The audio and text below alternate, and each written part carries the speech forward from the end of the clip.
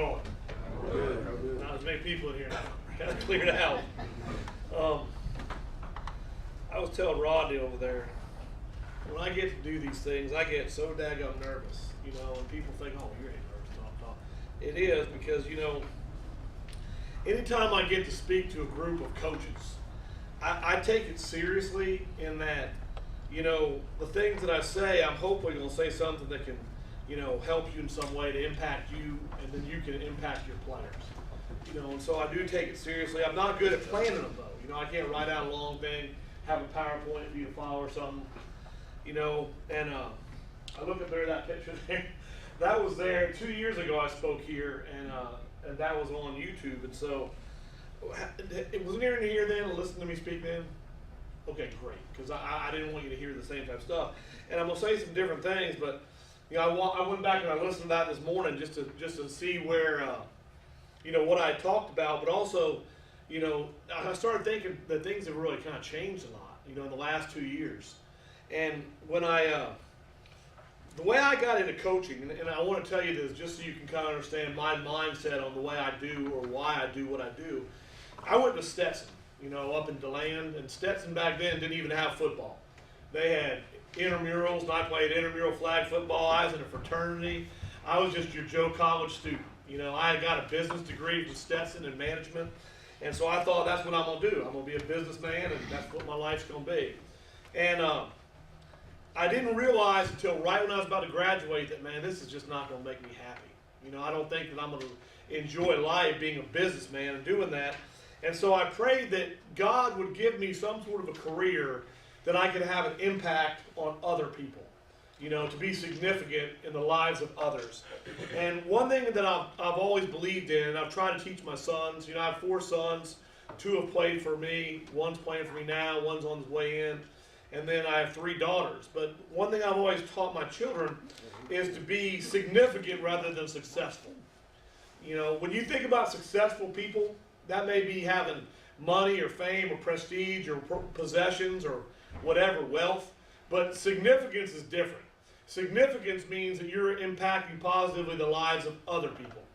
And that's what I want my children to be, that's what I want my players to be, and I pray that's how God will use me, is to positively impact other people. And so I prayed that, and God led me into coaching, and now this is my 30th year coming up in coaching. And it's kind of hard to believe, you know, I don't feel that old, but, you know, I guess I am. And so this is my 30th year, and so I wanted to have that as what I wanted to do with my career. You know, it wasn't about winning. I went to Lakeland High School, and Coach Castle's been there for 42 seasons as the head coach. You know, that's just unheard of nowadays, right? But he's won 420-something games, so he's averaged 10 wins a year for 42 years, and that's pretty amazing. And so that's who I grew up under as a coach. You know, when I come in here to speak to youth football coaches, the first thing, I'm real comfortable talking about our offense. You know, we were laughing about my offense in the back. It's the single wing from, you know, 1908 it was invented.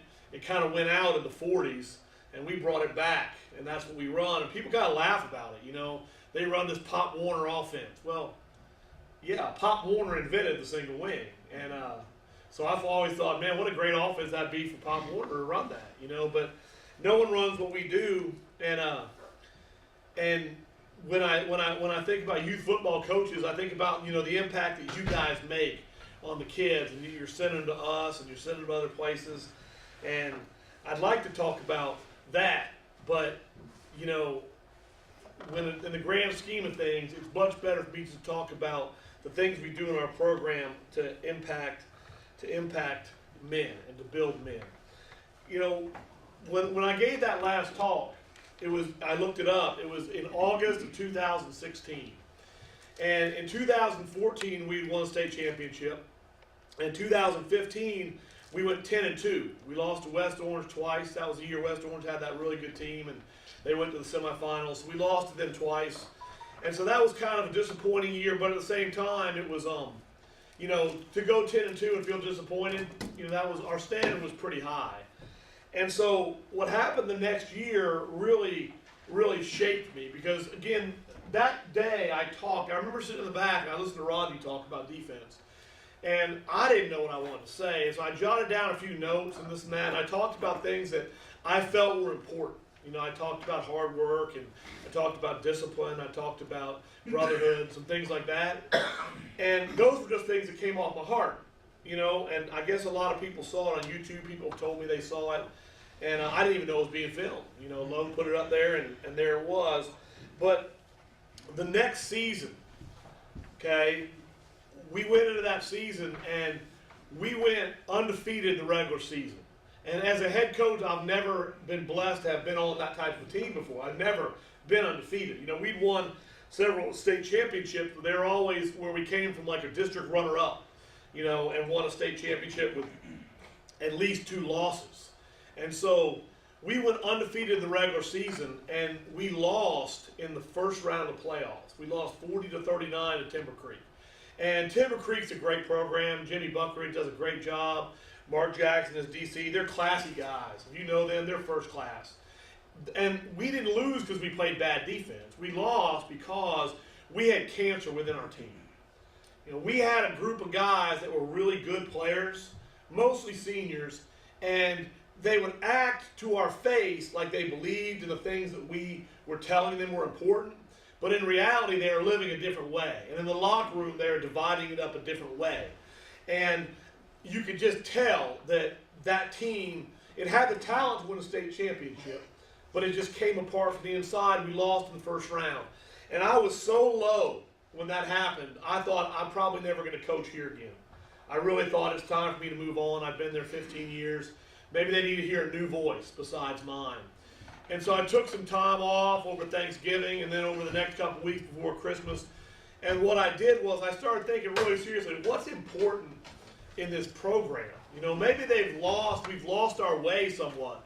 And so what I did was I texted, I'd say about 30 former players. And I asked them, tell me 5 words this program means to you, and give me a little bit of a description of each word. But just tell me 5 things Apopka football means to you. And then when our kids came back after Christmas, I did the same thing for them. I gave a note card. I said, write down 5 things this program means to you. What's important to you in our program? Because here's what I was thinking. If I talk about discipline being important, but my players don't even list that in their top 5, there's some sort of a disconnect, right? Okay, it's like I'm saying one thing, but they're not getting it. So I didn't want to hear my own voice anymore. I wanted to hear what was important to our players. And so I got those cards back, and I got the information from the text messages from the other guys that had played in the past. And what I did was I wrote down every single word that a kid would have said, whether it be brotherhood, honor, faith, what I listed them, 1 through 37. And then I counted the responses. And what I did was there was a clear break after 6. And so at 6, okay, I said these are going to be our core values. This is what we're going to build our program on. Because not only is it what I believe in, it's what my players say is important to them. Those 6 words were, number 1 by far was brotherhood. Okay, number 2 was honor. Number 3 was humility. Number 4 was discipline. Number 5 was perseverance. And number 6 was faith. Those were the things that were important to our program. So we said these are the 6 pillars of our program. And we're going to put all these pillars as the sides, and the roof of our program is going to be what we say is Hokahay. You know, you've heard me say Hokahay before. It means it is a great day to die. It's a Sioux Indian term. The Sioux Indians would chant that when they rode into battle, saying, I'm willing to die for my nation, for my family, for my lands, for our cause, our way of life. And we want our young men to live that way. You know, be willing to lay down themselves for the good of the team. It's not about an individual, it's about the team. And so what I want to do was, I want to take about 3 of those words and just talk about what they mean to me, okay? I want to talk a little bit about brotherhood, I want to talk a little bit about humility, and I want to talk a little bit about perseverance. Those are the 3 things I'm going to talk about in the next few minutes, and that'll be it. And so, when you look at the brotherhood aspect of things, you know, John 15:13 says, no greater love has a man than he'll lay down his life for his friends. You know, we want our guys to live that way. You know, to understand it's not about them, it's bigger than them, it's about the team. And guys, I'm going to tell you, it's harder and harder to get that today. You know, do you guys feel that like I do? You know, and again, you're dealing with younger kids, you know, and mom and dad bring them to you, and they're going to be on your team for a little while. But I've seen some stuff lately that's just so frustrated me with the brotherhood aspect of things, because we're always talking about fighting for the team and about unselfishness. And I've seen some stuff this summer alone. I've seen 3 things that have just blown me away. We had a young man in the springtime, was a backup at another position, and he was a fighter and a good young man. He was smart, and we moved into center, and he won the starting job at center. And when he did, our offense took off. Okay, it went to the next level. The last 2 weeks of spring were great. We went out in our spring game and scored 77 points, and we had a great spring with this guy as the center. Well, once we started summer workouts, the kid and his dad came in, and they told me that he was going to transfer because he didn't want to play center. He didn't feel that that was what his dream was. Now, a guy won a starting job, and he transferred because he didn't like the position he was playing. I don't understand that. I mean, you're on the team, you have a chance to win, you're getting to play, you're with your brothers you say you love, but because it's not the position you want to play, you leave. I didn't understand. I had a parent last week come to me and say they were going to transfer their son, who was a senior starter, because he only had 1 scholarship offer, which is 1 more than the rest of my senior class combined. And this is a guy that was an all-area player, and another coach had said, well, if you come to this school, you'll get more offers, which is not true. Offers aren't based on where you play, it's based on your ability. And so again, I'm thinking I'm going to lose a senior starter because he thinks, or mom thinks, that he can get better offers somewhere else.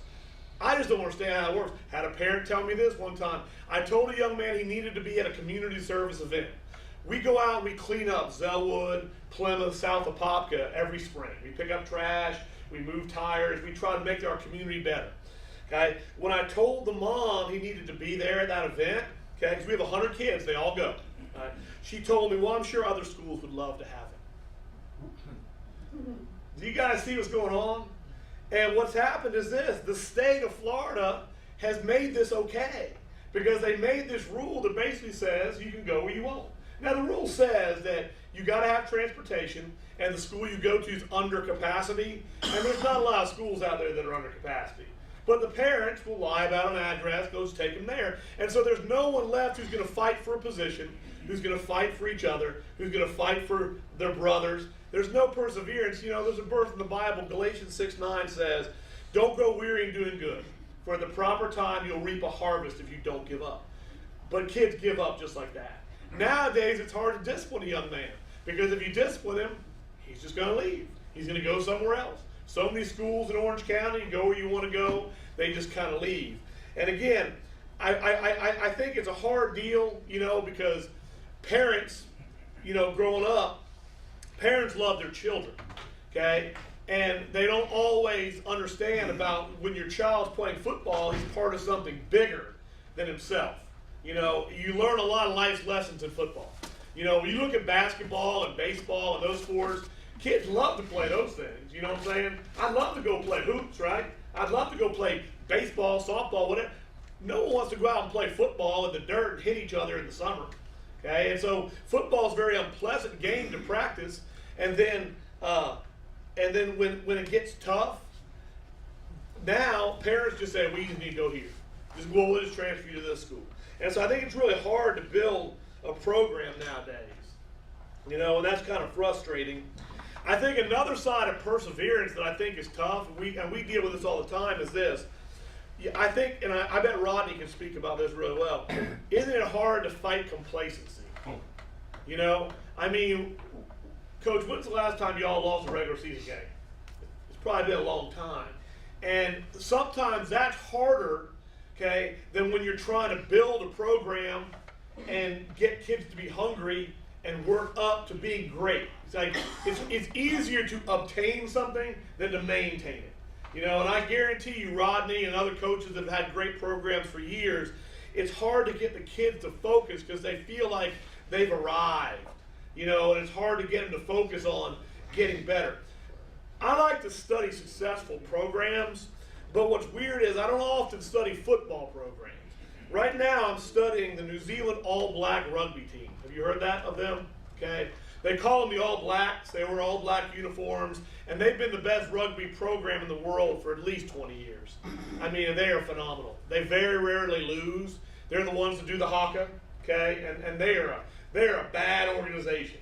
And so I'm reading this book, and on Amazon Prime, there's a All or Nothing season with the New Zealand All Blacks, and it's a really cool documentary to watch. But in this book, okay, one of the things they said was, always try to get better, always try to improve, even when you're the best, especially when you're the best. And I think that's what's hard so many times for kids. If they're in a successful program, once they get there, it's hard to maintain it. You know, I remember in 2001, we won a state championship. And in 2002, our team's attitude just didn't reflect what it needed to be. And we lost in the first round playoffs.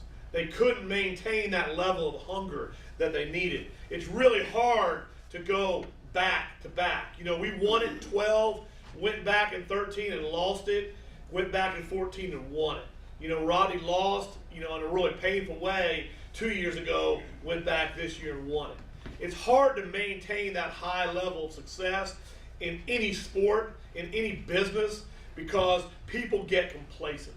So I think the hardest things you have to work for nowadays when you're dealing with perseverance is lack of loyalty, okay, due to parents a lot of times, and the rules that let you go wherever you want, and fighting complacency when you have had success. You know, I want to talk a little bit about humility. There's a verse, James 4:6 says, God opposes the proud, but gives grace to the humble. And humility isn't thinking less of yourself. It's not thinking of yourself. It's thinking about other people. The New Zealand All Blacks, what they do after they have a rugby match, wherever they are, Argentina, South Africa, Ireland, their captains sweep out the locker room. They're humble. They say never to be too big to do a small task that needs to be done. And so humility is something that's so important, I think, in life.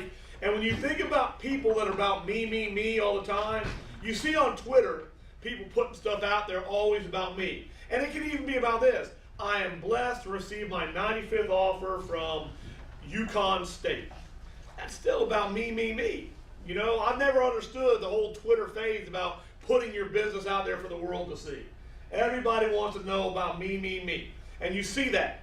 And I remember growing up, there was a coach in Michigan named Bo Schembechler, and his thing was the team. And I still think that's so important. Because when someone's about me, if you think about those people in life, do you enjoy being around those kind of people? Does anyone enjoy being around someone who always just talks about themselves? The people you enjoy being around are the ones that make you feel better about you. And those are special people. Anytime you get around that person, they make you feel good, that's humility. That's making someone, you know, feel better about themselves. Those are the people you want to be around. And so, again, I think that when you're humble, when you do things for other people, okay, that's going to make our program better. That's going to talk about, you know, making yourself better as a man. I talk to our guys in the preseason every year about looking for things around campus they can help with. Help a teacher move books. Find the kid in the cafeteria that doesn't have any friends and go sit with him. You know, make an impact in others' lives in a humble type way. You know, we talk about brotherhood, and that was the number one thing our guys talked about when they wrote me those texts and stuff and said that this is what's important about our program. And I heard a story one time I really liked was there were these two young men, and it was at the end of the Vietnam War, and the city of Saigon was falling. And there was a Marine, and he found a young man, 6 years old, losing a lot of blood, didn't know if the kid was going to make it. They took him to the area they'd set up to kind of like a makeshift hospital. And he said he really needs a lot of blood. He's going to need a transfusion. Well, miraculously, they found the kid's brother, and the brother had the same blood type. So they asked the brother, who was 10, they said, hey, would you mind giving some blood to your brother so he can live? He's lost a lot of blood. So the 10-year-old paused for a second. He thought about it. He said, yes, I'll do that. I'll give blood for my brother. So they hooked him up on 2 cots, side by side, for a direct transfusion. Okay? And the 10-year-old started to kind of cry a little bit. He was trying to hide it. He was trying to be manly. He didn't want to let everyone know he was hurting. So after a while, the nurse said, what's wrong? Are you hurting? Is the needle hurting your arm? And the 10-year-old said this. He goes, no, I just was wondering, how long will it be until I die? You see, he didn't think he was giving some blood for his brother. He thought he was giving all of his blood for his brother. You see, and I think in life, when you have something that's bigger than yourself, that you're living for every day, that's what makes life worth living. Okay? We talk about faith in God, faith in your teammates, faith in your family, faith in something bigger than you. Okay? That's what we're trying to teach our young men. That's what brotherhood's about. It's funny because all the time our guys go off to college and they come back to work out, say hi, whatever, and every single one says, man, they don't do it like we did it. They don't do it like we did it. And that's a great thing to hear as a coach, okay? But they take pride in the things they've been through, the adversity they went through here, okay? Because they stayed and they suffered, they worked through it, you know? So again, I want our guys to be part of something bigger than themselves. With youth football coaches, it's funny because it's like I said, we run this offense, it would be perfect for Pop Warner or youth football, but no one runs it. But people say, well, do you have a feeder system? When I go around the country and meet coaches, they say, well, do you guys have a feeder program that runs your system? I go, no. We have 3 feeder programs. We have CFL, we have AAU, and we have Pop Warner.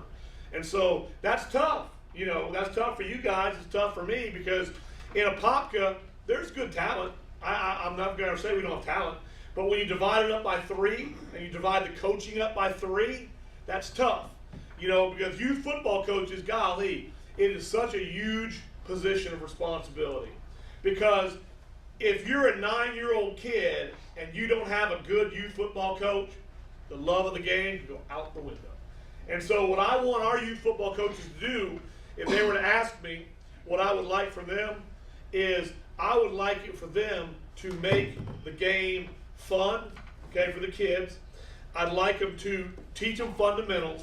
And most importantly, I'd like them to let them know that the world didn't revolve around them. You know, that the team is bigger than the individual. Those are the 3 things I like them to do. The last thing I want to do, I just want to talk about a couple kids real quick, and it'll just take a minute. But it kind of exemplifies what we're about, and this will just take a second. But in 2012, there was a picture. We had a picture of our state championship guys up there on the podium, the seniors that year, getting the trophy. And I looked at that picture, and I realized everybody in that picture had a really unique story. You know, and again, this summer, with all the transfer talk and everything, you know, Rodney said he's lost, what do you say, 28 guys or 25? 25. 25 guys in 3 years have transferred away from Dr. Phillips. Coach, have you not played for a state championship and won one in the last 2 years? And people are leaving. 2 years ago, I lost 22, okay, in 1 year. I lost 11 to the other school in town. We are winning. He's winning. So why do kids transfer? It ain't about winning. It's about they feel someone else is going to market them, promote them, let them play a certain position. Again, that's tough to deal with, okay? And it's funny because as long as I've been in Apopka, there's always been schools that get all the transfers. I'm not going to name any names, okay? But you can look back over the years, they used to all go here. Then they went here. Then they went here. Then they went here. And now they go here. And you know where they're going, okay? But through all that time, we've always won a large amount of games. DP's always won a large amount of games. I hope it's somewhat because of the things that we teach with character, with good players, but teaching them to be men. Because the New Zealand All Blacks, again, they think character triumphs over good talent. You know, I really believe that. But back in 2012, we had a guy named Garrett Speck. He was our middle linebacker. About 2 months before spring football, he told me, Coach, I'm going to focus on lacrosse this year. I'm not going to play my senior year. And I'm like going, okay, there it is. You hear it. Football coaches hear this all the time. I'm going to focus on basketball. I'm going to focus on baseball. I want you to focus on being the best person you can be at Apopka High School as a student and an athlete. I want you to play every sport. But he wanted to focus on lacrosse. Well, the night before spring football, he called me up, Coach, I've got to play with my brothers. Will you please let me play? Yes, I'll let you play, Gary. He was our middle linebacker, okay? We won a state championship. Without him, we could not have won it. And he went to Johns Hopkins, which is a great academic school, great lacrosse school. Guys, he went on a football scholarship. He never played a down with lacrosse or whatever it is in college. He played football. So again, man, we were so close to losing this guy. And then we have one. I talked to this guy this morning. We've always had these backs that are like 5'2", 5'4". You know, they go back to Antoine Coley when I first got to Apopka.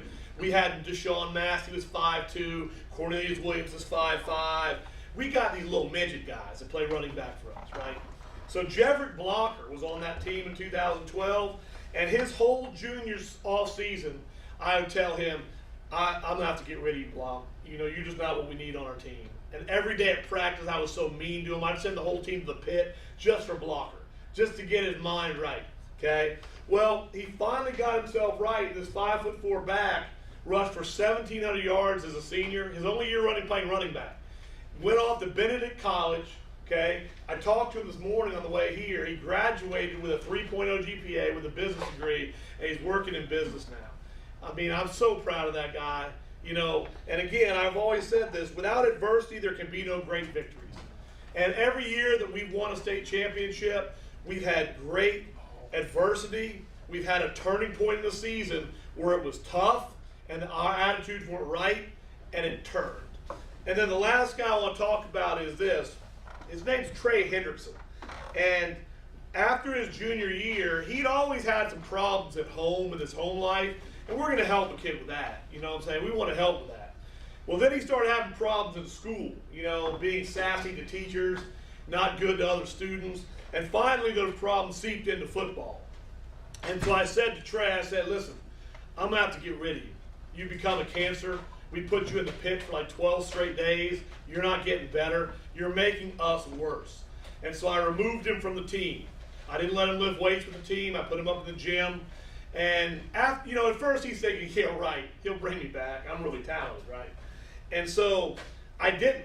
And after about 4 months, he's just in a panic.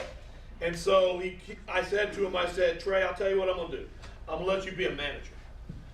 He was a manager. I go, yeah, you can be a manager. You can serve your teammates. I'll let you be a manager, and then we'll see if down the road we want you to play anymore. But the best I can do is manager. So I had a 6'4", 225-pound manager, okay? And he comes out there and he manages, and we put him in there in the next season, and he was a defensive end. And I said, you're not going to play any more defense. You're going to strictly play tight end. And so he became our tight end, and he was a really great tight end. You know, in the game against DP in the semifinals, he caught 2 touchdown passes, and we won the game. Go to the state championship game, okay? We got a good team. We're playing a good team. We're down by 4 with 2 minutes left. It's 4th and 8 from their 15-yard line. Okay, guys, as a coach, you don't want to be in that situation. You know, I'd rather get beat by a lot or win by a lot. I don't want to call the 4th down play, right? And so I called timeout, and I walked out there. Team's up there. I go, okay, here's what we're going to do. We're going to sprint Zach out to the right. We're going to run the play where Trey, you fall down at the tight end, and then you run a shallow cross. They won't cover you because they're in man, and we're going to throw it to you. We're going to win the state championship. Now, if you guys seen that movie Hoosiers, anyone seen that movie here? Okay, there's that place where Norman Dale diagrams the play, and all the kids are looking at him like, what, right? And then Jimmy Chitwood says, I'll make it. And they run the picket fence, and he wins the game, right? And so the kids are looking at me like that. And so I said, or we could shift and run the sweep. Yeah, let's do that. We're more physical than them, okay? Who runs a sweep on 4th and 8 with the state championship on the game line, right? I'm thinking, oh, this is terrible. So we shifted to run the sweep, and the other team jumped off sides. Well, now it's 4th and 3. Guys, we got 4 yards. Guess who made the key block? Trey Henderson. the guy that could have caught the winning touchdown pass, the guy that was a total idiot, okay, he's the one saying, I want to block, and we won a state championship because of Trey Henderson being that unselfish. And so he goes off to college. As a junior, he was second in the nation in sacks at Florida Atlantic, his only Division I offer. As a senior, he was the MVP of the North-South All-Star game in Mobile, Alabama. Third-round draft pick of the New Orleans Saints, starts defensive end, not tight end, for the New Orleans Saints. So he comes in the other day in the summer when we're working out in the morning, and there he is, Trey. And I'm talking to him, and he's just a different dude. He got his degree from Florida Atlantic. He wants to get another degree in engineering. Okay? He's talking about investing his money and putting it away. Because he's coached, do you know the average career in the NFL is 3 years? Not a lot of guys that are 23 years old think like that. Totally different guy. So my point is, football is a vehicle to build men and to change lives. And it starts with you guys. You know, I remember last time I spoke, I sat in the back and Rodney spoke first. And he talked about the coaches, that his youth football coaches that brought him up, took him to visits, taught him about Christ, changed his life. I remembered that, okay? And man, what a responsibility, what an awesome honor it is for you guys to get to be that guy. And so again, take it so seriously because you've got these kids, near from age 6 to 14 or whatever, that you have a chance every day because you know they're home at the dinner table talking about, Coach told me this, Coach said that, Coach says we've got to do this. Okay, that's all they talk about. So man, if I can ever help you as a coach, and I mean this sincerely, you just let me know. I mean, I'll give you my cell phone number. You come see me, call me, ask me questions, whatever. Because again, you know, I don't, there's not a lot of stuff I know about life, but I love coaching young men. And so I'd love to be able to help anyone I can here. So please just get in touch with me if that's the case. Man, I appreciate your attention. Hope I didn't ramble too much, but thank you very much.